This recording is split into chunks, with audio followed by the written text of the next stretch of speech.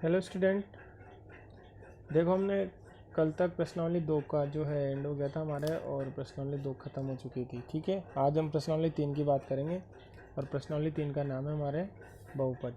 ठीक है, बहुपद के बहुत ज़्यादा क्वेश्चन आते हैं भाई एग्ज़ाम में। ठीक है, और इम्पोर्टेंट भी है, समझने वाला टॉपिक है बिल्कुल। तो ज़्यादा टाइम नहीं वेस्ट करके मैं स्टार्ट करता हूँ शुरू से, है ना। देखो बहुपद कैसे कहते किसको, पहले तो ये बात बता दूँ मैं ना। ये ऊपर मैंने कुछ लिखा हुआ है वो मैं बाद में बताऊँगा, पहले बहुपद किसको कहते हैं तो वो सुन लो। तो देखो दो वर्ड आएंगे इसमें, एक तो चर आएगा एक अचर आएगा। ठीक है ना, तो चर क्या होता है और अचर क्या होता है पिछली क्लासों में पढ़ चुके हैं अपन। फिर देखो मैं बता देता हूँ। चर होते हैं जो ये एक्स वाई जेड वगैरह है ना, इनको मतलब जिनके मान फिक्स नहीं होते हैं, कुछ भी मान आ सकता है, एक्स का कुछ भी वैल्यू आ सकती है। और अचर में वही वास्तविक संख्याएं वगैरह आती है ना। ये वास्तविक संख्या आएंगी, जितनी भी संख्या है वो सब इधर आती है। ये 1 2 3 4 एंड सो ऑन, ये अनंत तक, ये सब अचर में आती है। ये सिंपल इनके परिभाषा वगैरह भी होती है, उनसे कोई मतलब नहीं है अभी, है ना। हम सिर्फ वो पुराना रिवाइज कर रहा हूँ, वैसे आप लोग जानते हो सब लोग।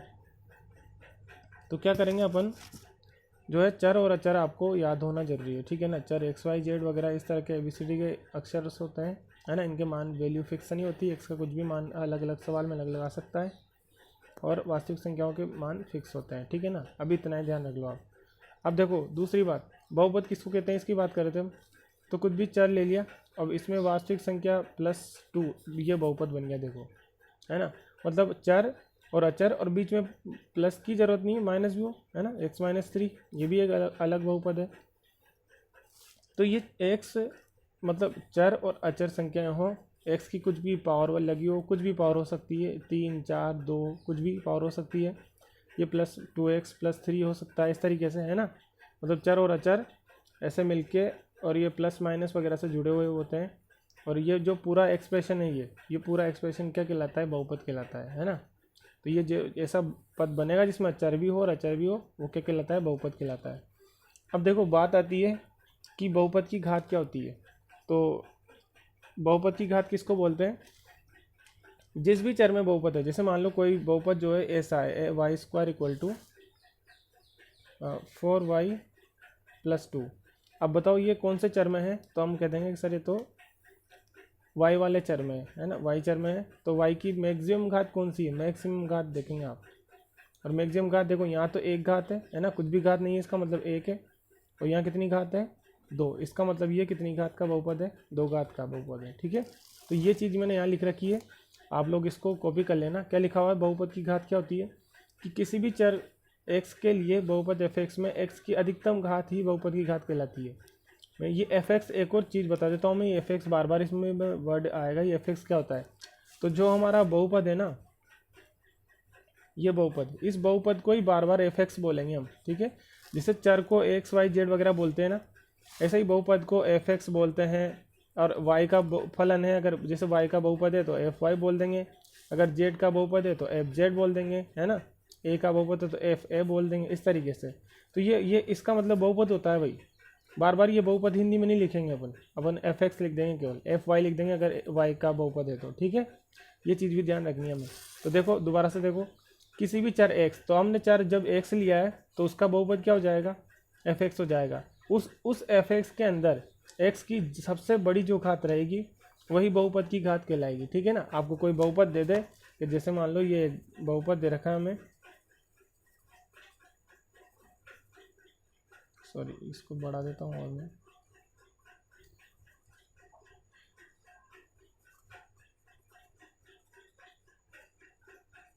ये इस तरीके का इतना बड़ा बहुपद दे दिया हमें, है ना। और हमसे कोई कह दे कि इस वाले बहुपद की जो है घात बताओ, आप बहुपद की घात क्या है, वो यूँ नहीं कहेगा कि बहुपद की अधिकतम घात बताओ, नहीं, बहुपद की घात ही बहुपद की अधिकतम घात होती है भाई। ठीक है ना। तो इसमें देखो किस वाले चर में बहुपद है, तो x में, देखो x सब जगह x रहा है, x चर में है ये, तो चर तो कौन सा हो गया, x। और बहुपद की घात अधिकतम ढूंढ लो, यहाँ 6 है, यहाँ 1 है, यहाँ 8 है, यहाँ 1 है, यहाँ 3 है, यहाँ 2, तो मैक्सिमम कितनी होगी, 8। तो हम कह देंगे कि बहुपद जो है 8 घात का बहुपद है। ठीक है, तो मेरे ख्याल से ये चीज़ समझ में आ गई होगी आप लोगों को। अभी इस प्रश्नावली की शुरुआत में ऐसे ही थोड़ा टाइम लगेगा अपन को, है ना। अब कुछ चीज़ें और हैं जो देख लो इधर, ये देखो, जब किसी बहुपद की घात सिंगल घात होती है, जैसे मैं यहाँ साथ में ही रफ वर्क भी करता रहूँगा, ठीक है ना। यहाँ पर जैसे मान लो x+2 है कोई बहुपद, तो इसमें x की कितनी घात है, एक ही घात है ये, है ना। तो ये बहुपद जो है इसको एक घात का बहुपद नहीं बोलते हैं, इसको बोलते हैं रेखिक। एक घात का भी बोल सकते हो, लेकिन क्या बोलते हैं, रेखिक बहुपद है ये। यहाँ लिखा हुआ है देखो, ये चीज़ भी आपको नोट करनी है कॉपी के अंदर। एक घात वाला बहुपद क्या कहलाता है, रेखिक बहुपद कहलाता है। दो घात वाला बहुपद क्या कहलाता है, तो द्विघात बहुपद कहलाता है। ये हमें पूरा पढ़ना है इस प्रश्नावली के अंदर, ज़्यादा काम इसी का ही है, दो घात वाले बहुपद का, ठीक है। तीन घात वाला बहुपद क्या कहलाता है, त्रिघाती बहुपद कहलाता है। तो ये चीज़ भी आपको ध्यान रखनी है, ठीक है। देखो और रेखिक बहुपद और बताता हूँ मैं, जैसे मान लो ऐसे लिखा हुआ है 7y = 4y + 2।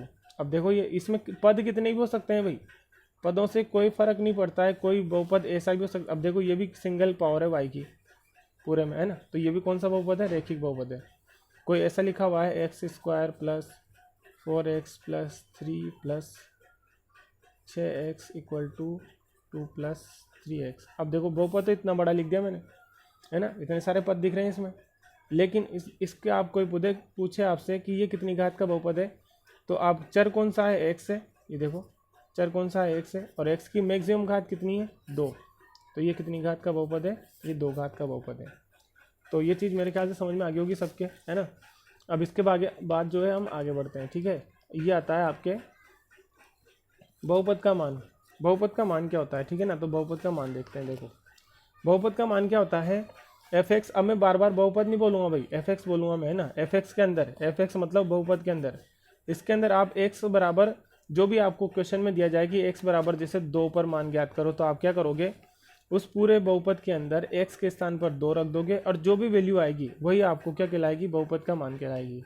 मैं एक एग्जांपल दे देता हूँ। जैसे मान लो आपको एक बहुपद दे रखा है f(x) बराबर 4x + 2, ये बहुपद दे रखा है आपको, और आपसे बोल दिया कि x बराबर 2 पर बहुपद का मान ज्ञात करो, है ना, बहुपद का ये मान ज्ञात करो, ठीक है।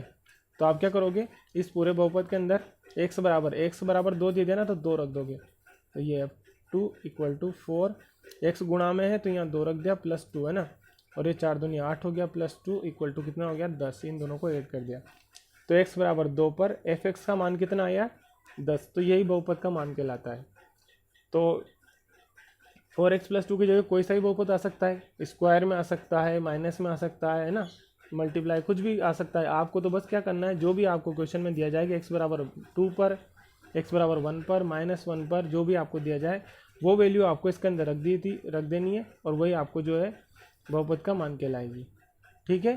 तो ये बहुपद का मान भी हमने सीख लिया है। अब कुछ भी बहुपद आ सकता है, देखो, है ना। ये परिभाषा भी आपको जो है अच्छे से नोट कर लेनी है कॉपी के अंदर कि f(x) में x के स्थान पर x बराबर a रखें, तो जो मान प्राप्त हो रहा है, ये a तो यहाँ रख दिया ना हमने, f(a) मान प्राप्त हो रहा है, वही f(x) में x बराबर a का बहुपद का मान कहलाता है, ठीक है ना। ये चीज़ भी आपको ध्यान रखनी है। कुछ और बातें भी थी इसमें, देखो आगे लिखा था मैंने, ये देखो, ये मोस्ट इम्पोर्टेंट चीज़ है जो इस प्रश्नावली के अंदर हमें पढ़नी है, ठीक है। और वो मोस्ट इम्पोर्टेंट चीज़ क्या है कि बहुपद के शून्य क्या होते हैं, है ना। तो बहुपद के शून्य को मैं अच्छे से समझाऊंगा। देखो पहले ये परिभाषा देख लो आप लोग, परिभाषा क्या लिखी हुई है कि एक वास्तविक संख्या a जो है, कोई भी वास्तविक संख्या a का मतलब 2, 3, 4, 5 कुछ भी हो सकता है ये, ठीक है।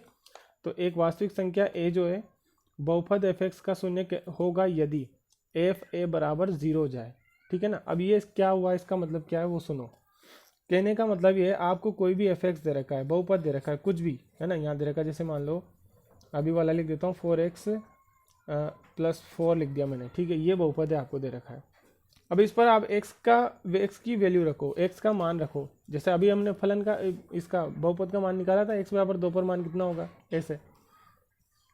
तो x के तो बहुत सारे मान हो सकते हैं भाई। x का मान आप 1 रख सकते हो, 2 रख सकते हो, -1 रख सकते हो, -2 रख सकते हो, है ना।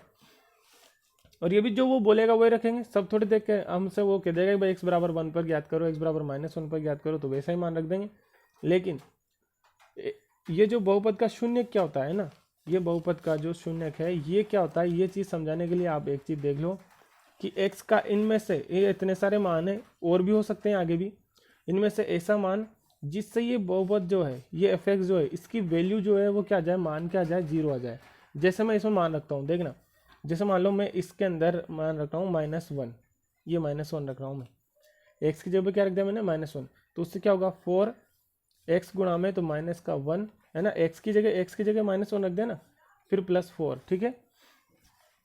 f-1 को सोल्व कर लो, 4 का गुणा माइनस के 1 से करोगे तो -4 +4 है ना, ये दोनों कट गए। देखो f-1 का मान कितना आ गया 0।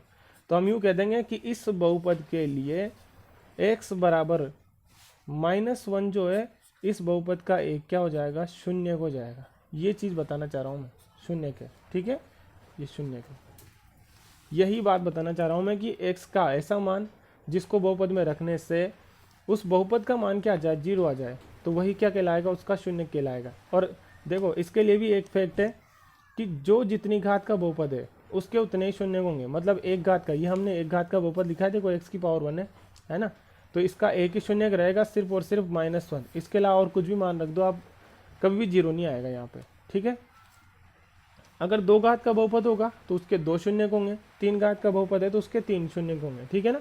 ये चीज़ हम आगे सीख लेंगे अच्छे से। फिलहाल जो हमारा काम है बहुपद के बारे में, जो मेन चीज़ें मुझे बतानी थी वो बता दी मैंने, ठीक है। अब आगे की नेक्स्ट वीडियो में हम क्वेश्चन करेंगे, ओके। तो इन चीज़ों को लिख लेना अच्छे से कॉपी में और समझ लेना।